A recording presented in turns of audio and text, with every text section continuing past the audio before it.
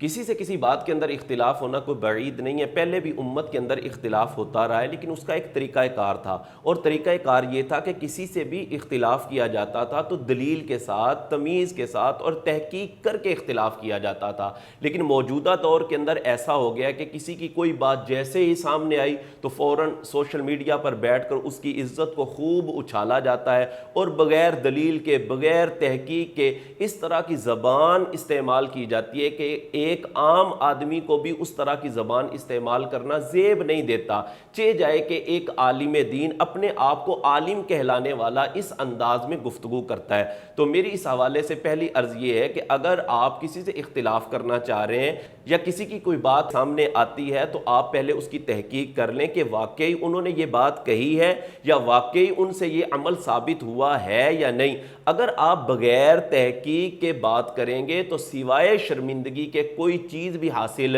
نہیں ہوگی، تو لہٰذا تحقیق کر کے اختلاف کیا جائے، بغیر تحقیق کے اختلاف نہ کیا جائے۔ اور اس میں دوسری بات یہ ہے کہ ایسی بات یا ایسا ہی کوئی مسئلہ کہ جس کا اعتقادیات کے ساتھ تعلق نہیں ہے، آپ اس مسئلے کو لے کر کسی کو رافضی، کسی کو خارجی، کسی کو ناسبی کہہ کر اور کسی کو اہل سنت سے خارج کر کے آپ کیا ثابت کرنا چاہتے ہیں؟ لہٰذا غور کریں، آپ اگر کسی کو ناسبی کہہ رہے ہیں یا آپ کسی کو خارجی کہہ رہے ہیں تو اب آپ سوچیں اگر وہ بندہ ناسبی نہیں ہے یا اس عمل سے وہ رافضی یا خارجی نہیں ہوتا تو یہ حکم کس کی طرف جائے گا؟ سوچنے کی بات ہے۔ کسی کے بارے میں بھی اختلاف کرنے سے پہلے ایک مہذب طریقہ اپنایا جائے، تہذیب کو اپنایا جائے، ایک طریقہ کار کو اپنایا جائے، بغیر تحقیق اور بغیر دلیل کے اور بغیر تمیز کے اس طرح کی گفتگو کرنا اور اختلاف کرنا یہ طریقہ درست نہیں ہے۔ ایک اچھا طریقہ اپنایا جائے، مہذب طریقہ اپنایا جائے جو کہ شرع کے اندر پسندیدہ ہے۔